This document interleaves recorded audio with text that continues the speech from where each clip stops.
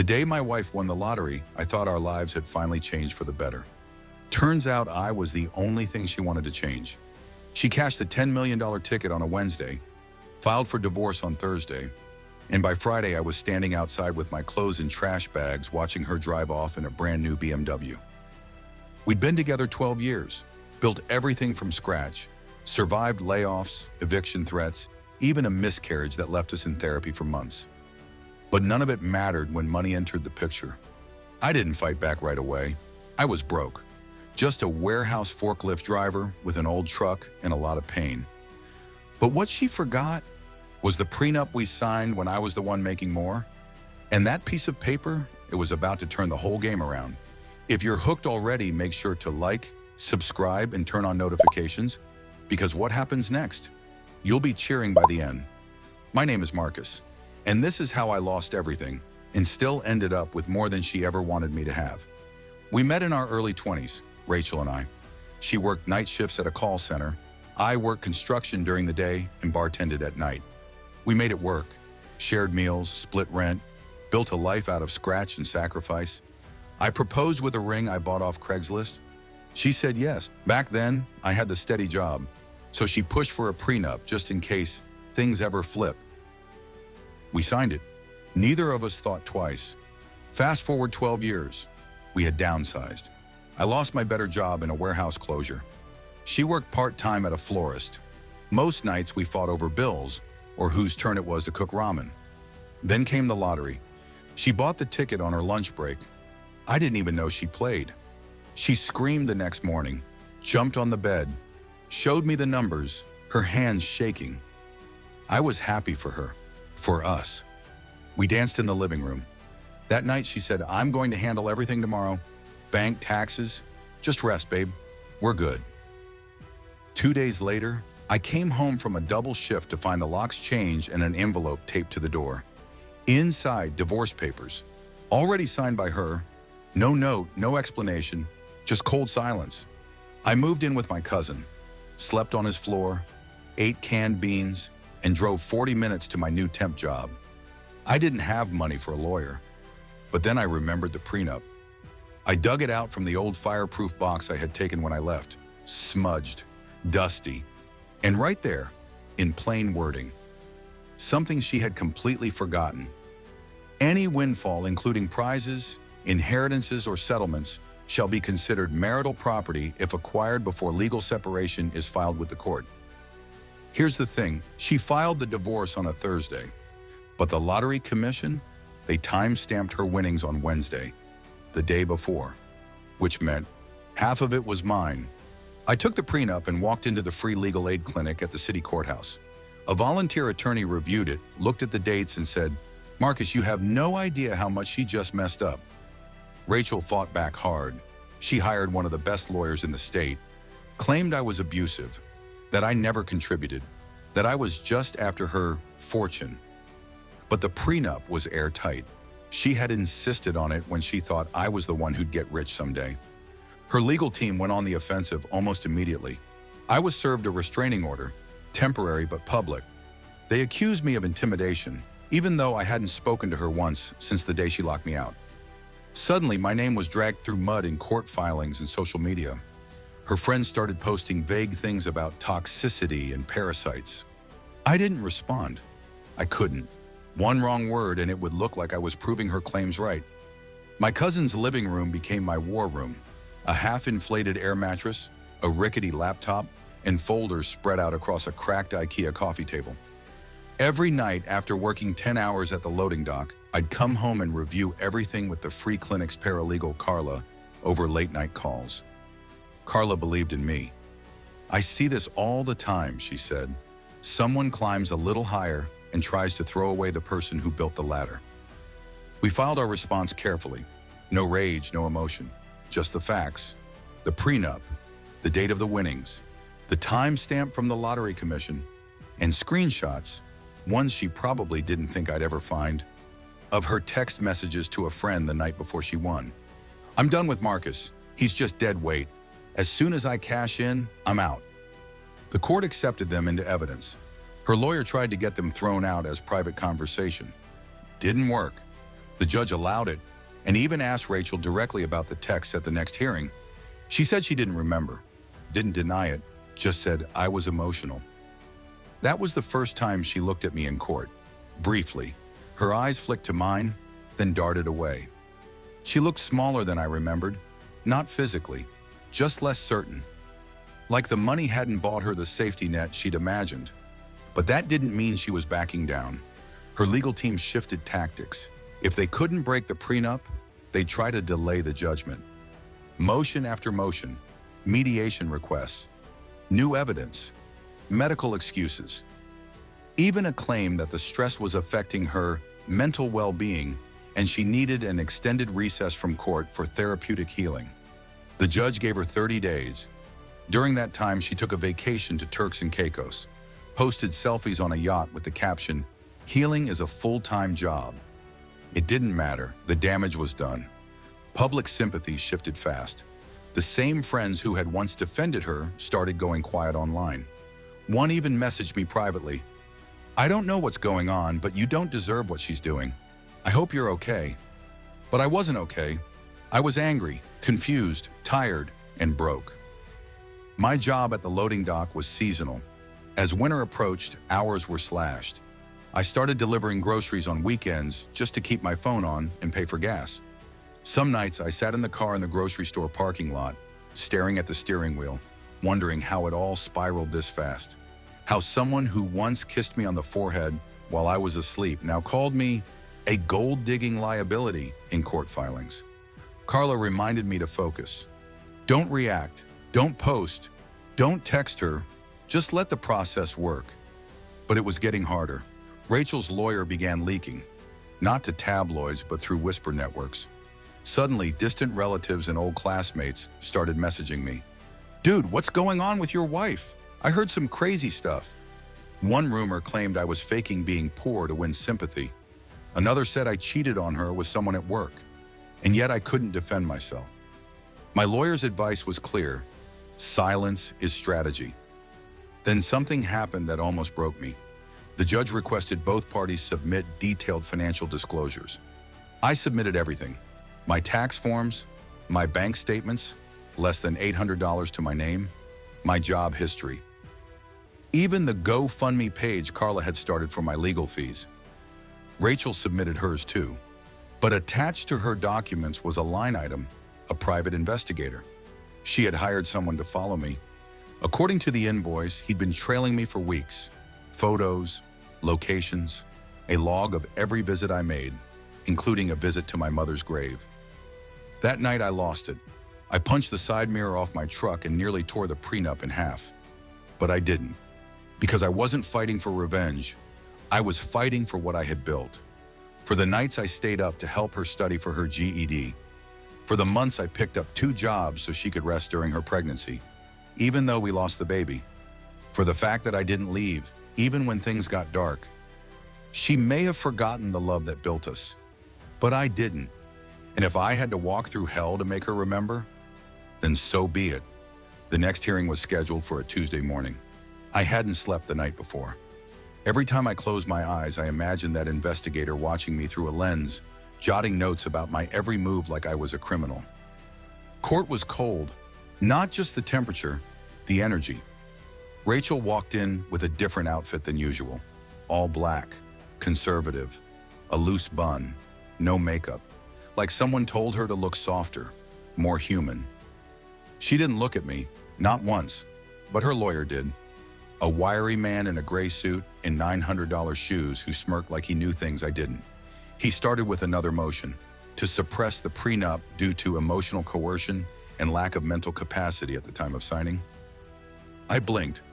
They were now saying Rachel wasn't of sound mind when she asked for the prenup and signed it herself. The judge raised an eyebrow. "Counsel, she was the one who insisted on this document, correct?" "Yes, Your Honor," the lawyer said smoothly. "But we now have reason to believe she was suffering from undiagnosed clinical depression at the time, and therefore..." I tuned out, because at that moment I saw Rachel's hand. It was shaking. She reached for her water, missed slightly, then grabbed it again. She held it with both hands like it might fall if she didn't steady it. I couldn't tell if it was fear or guilt. The judge didn't throw the motion out, but he didn't rule in her favor either. He gave both sides 2 weeks to submit psychological records or evidence relevant to the claim of diminished capacity, which meant we were back in limbo. That night, Carla and I met at the diner. She slid a folder across the table. Inside were scans of old emails, texts, and calendar invites, all showing Rachel had reviewed the prenup with a third-party attorney at the time of signing. I tracked down the lawyer, Carla said, sipping her decaf. Retired now, but I got her to sign an affidavit saying Rachel was clear-headed, calm, and insistent that everything be in writing. I exhaled, but it didn't feel like relief. Because while we were closing in legally, I was breaking apart emotionally. The days blurred. I started forgetting little things. Where I parked, when to clock out, whether I ate lunch. I didn't tell anyone, but I'd begun having chest pains at night. Not sharp, just tight. Like someone had tied a rope around my ribs and kept pulling. I went to urgent care. The doctor ran tests, said I was fine. Physically, you're in better shape than most guys your age, he said. Then he paused. But mentally? You ever heard of broken heart syndrome? I stared. He handed me a pamphlet. Just take care of yourself, okay? Money fights will pass. But your heart, you only get one. Meanwhile, Rachel's side submitted her emotional distress report. It was from a paid therapist who had only seen her 4 times in the past 6 months. They claimed she had no recollection of specific prenup terms and that her financial literacy at the time was limited. Carla sighed when she read it. It's weak, but it muddies the water. They're not trying to win. They're trying to wear you down. And it was working. Then came the call I didn't expect. Rachel's lawyer requested mediation. Private, no judge. Just her, me, and a neutral third party. Carla advised against it. This is a stall tactic. They want to see if you'll take less than what you're owed. But I said yes, because deep down, part of me didn't want revenge anymore. I wanted closure. I wanted to look Rachel in the eye, not as enemies, but as 2 people who once believed in something, built something, lost something. Even if it hurt, the mediation happened on a rainy Friday. Neutral ground, a downtown conference room with bland carpet and windows that overlooked traffic. Rachel was already seated when I walked in. Her hair was down, no makeup. She looked exactly like the girl I met in the back room of that dive bar 12 years ago, when she asked me to help her fix the ice machine because I looked like I knew what I was doing. For the first time in months, she looked at me. Really looked. The mediator welcomed us, set the rules. We're here to seek mutual understanding, not attacks, not blame. Rachel's lawyer started. He proposed a settlement offer. Less than half. Much less. I didn't even look at the paper. I looked at her. Why? I asked. Rachel blinked. Why what? Why did you throw us away like that? Her eyes glistened, but she didn't cry. Instead, she said something that stuck in my chest like a knife. Because I didn't think you'd fight back. I sat back in the chair. Not from shock, but from restraint. Because I wanted to stand up, to scream, to ask her how she could erase 12 years with a signature and a shrug. How she could pretend the cold winters, the empty fridges, the dreams we whispered in the dark never existed. But I didn't. I held it all inside. The mediator cleared her throat. We're here to discuss resolution, not reopen wounds. Rachel's lawyer pushed the papers forward again. The offer was laughable. Less than 20% of the winnings, barely enough to buy a small condo, let alone reclaim everything I'd lost. But it wasn't just the money.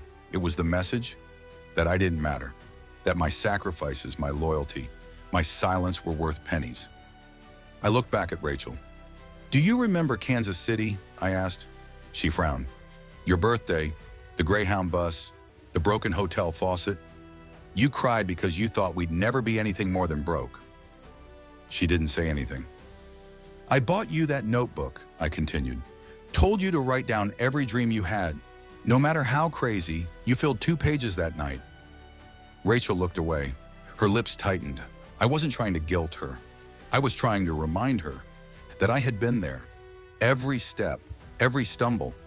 And now, she wanted to erase me from the story. The mediator asked if I wanted to counter. I shook my head. Number, we're done here. Back in the hallway, Carla was waiting. She didn't even ask how it went. She could see it in my face. She said something, I muttered. Carla gave me a look. They always do. Number, not just something. She admitted she thought I wouldn't fight back. Carla's jaw clenched. Good, let that fuel you. But it wasn't fuel anymore. It was fatigue. I was tired of fighting someone I had once loved more than anything. Tired of seeing my past weaponized. Tired of reading articles and court documents that referred to me like I was some parasitic stranger instead of a man who gave his youth to a marriage he believed in. Tired of acting like this was just about money. Because it wasn't. It was about dignity. And every delay, every excuse, every lowball offer chipped away at mine. The next few weeks got messier. Rachel's lawyer filed a new motion claiming that I had mental instability and that a portion of any awarded funds should be placed in a conservatorship until a psychiatric evaluation cleared me. The claim was based on nothing. No diagnosis, no incident. Just the urgent care visit I had made during a panic attack and the pamphlet the doctor had given me. They had subpoenaed my medical records. I wanted to throw something through a wall, but Carla stopped me. This is what they do when they're losing, she said quietly. They provoke, they bully, they turn your healing into a weakness. We filed a motion to strike, attached character references, documentation from the clinic showing I had no diagnosis, no medication, nothing suggesting incompetence. Still, the damage was done. It was on the record now. And that record could haunt me in ways I hadn't anticipated. I started avoiding people. Even at the warehouse, I kept my head down. Didn't go out on weekends, barely talked to my cousin anymore. The case consumed everything, my thoughts, my sleep, my spirit. Every notification on my phone felt like a gun cocking. I stopped answering numbers I didn't recognize. Stopped dreaming about the future because all I could see was the courtroom, her eyes, that folder of lies in her lawyer's hands. Then one night, something unexpected happened. I was on my back porch, what little patch of it my cousin had, just staring at the stars, trying to remember the last time I felt like me. And my phone buzzed, blocked number. I let it ring twice and then answered. There was a pause, and then a familiar voice said, "Hey." It was Rachel. "What do you want?" I asked. More silence. I needed to hear your voice." I didn't respond. She exhaled. "I know this is messy. I know you hate me." "I don't hate you," I said flatly. More silence. Then she whispered, "I didn't expect it to feel like this." "Like what?" "Empty," she said, "even with the money." I waited. She didn't elaborate. Eventually she said, "You don't have to believe me." But none of this went the way I thought it would. I wanted to ask her why she was calling, but part of me already knew. This wasn't about reconciling, it was about regret. She was starting to see the price of betrayal, and it didn't come with a dollar sign. But I also knew this call wasn't a solution. It was a trap door, one I couldn't afford to fall into. So I ended the call, blocked the number, and the next morning, I called Carla. "Let's go all the way," I said. "No more mediation, no more delays." She was quiet for a beat, then said, "Good. Let's finish this, on our terms." 2 days later, we filed for a summary judgment hearing. No more side doors, no more emotion-soaked negotiations. Just the contract, the timeline, and the facts. It meant putting everything on the table. Financials, testimonies, a forensic audit of the lottery transaction. Carla even brought in a retired judge to sign a sworn statement saying the prenup's language was crystal clear, enforceable, and unambiguous. It also meant exposing myself again. Every text I'd ever sent to Rachel that could be twisted was flagged. A joke from 2018 turned into belittling behavior. A missed dinner, neglectful pattern. Her team knew they couldn't win on paper, so now they were playing the person. They submitted an affidavit from one of Rachel's old friends, someone I barely remembered, claiming I manipulated her emotionally, that she would cry often about feeling unseen in the marriage. I remember that friend. She crashed on our couch for 2 months when she couldn't afford rent, ate our food, used our laundry, gave Rachel empowerment advice at 3 a.m. while I worked double shifts to keep the lights on. I didn't respond. I let Carla handle it, but it stung because it was working. The narrative was shifting. What started as a financial case was slowly being repackaged into a morality play. Good wife, bad husband, heroine finding herself, dead weight being cut loose. Never mind the years of sweat and sacrifice. Never mind that I had never once raised my voice, even when she locked me out of my own home. Narratives, it turns out, don't need to be true. They just need to be loud. Then came the subpoena. Rachel's team demanded my therapy records, every note, every journal entry, every comment from the grief counselor we had both seen after the miscarriage. They claimed it was to build a comprehensive emotional profile. I felt sick. That counselor had been the only place I could breathe for years, and now every broken word I ever confessed was about to become evidence. Carla pushed back hard, filed a motion to quash it immediately. "This is unethical," she told me. "They want to shame you into backing off. Don't give them what they want." But it was hard not to feel exposed, not to feel small. That night, I walked to the edge of the river near the Old Mill Road, where Rachel and I once took midnight drives when we had no money and nowhere to go. I stood there for an hour, not thinking about jumping, just remembering. The way she used to sing off key on purpose to make me laugh. The time she wore that hideous yellow dress just because I said it made her look like a sunflower. The way she'd squeeze my hand twice in a row during movies, our secret signal for "I love you." Where had all of that gone?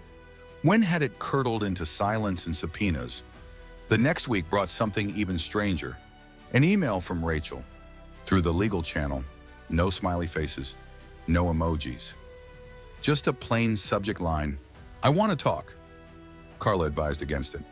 "It's bait," she warned. "They want you to say something, anything, that can be used against you." But I couldn't ignore it, not after everything. So we arranged a recorded call, just us and the mediator. Rachel looked tired, not just physically, but like someone who had been sprinting in circles for months. "I don't know who I am anymore," she said quietly. I didn't respond. "I thought this money would fix everything," she added. "Turns out it just exposed everything." She paused and looked up. "Did you ever really love me, Marcus?" I didn't hesitate. "Yes." She blinked hard, swallowed. "Then why do you hate me so much now?" "I don't hate you," I said, voice steady, "but I won't disappear quietly just because you're uncomfortable with what you did." She looked away. The mediator ended the call shortly after. No progress, no agreements, just silence again. Later that night, I received an email from the mediator. Rachel had submitted a revised offer, higher than before, but still far below what I was legally owed. It came with a message. "Let's both walk away with something. Let's end this." But I wasn't sure anymore if ending it was the same as healing. And even if I wanted to walk away, maybe I couldn't, because the truth was, the fight had become bigger than Rachel. It had become a fight for every invisible man who gave his best years and walked away with nothing but scars. It had become about me, and the version of me I would have to live with if I just accepted being erased. I used to think betrayal was the worst thing someone could do to you, but I was wrong. The worst thing is forgetting who you are just to make someone else feel better about betraying you. I didn't fight Rachel for revenge. I didn't stay in this for the money. I stayed because every time I looked in the mirror, I wanted to see a man who didn't disappear when things got ugly. I wanted to see someone who didn't let love turn him into a ghost. And maybe that's the real lesson. People can lie, they can leave, they can rewrite the story. But if you stand still, if you refuse to fold, truth eventually catches up. And when it does, you don't need to scream. You just need to stand. If this story made you feel something, hit that like button, subscribe to the channel, and turn on notifications so you never miss stories that hit this deep. And tell me in the comments, have you ever been underestimated until you stood up? Your voice matters, and someone out there needs to hear it.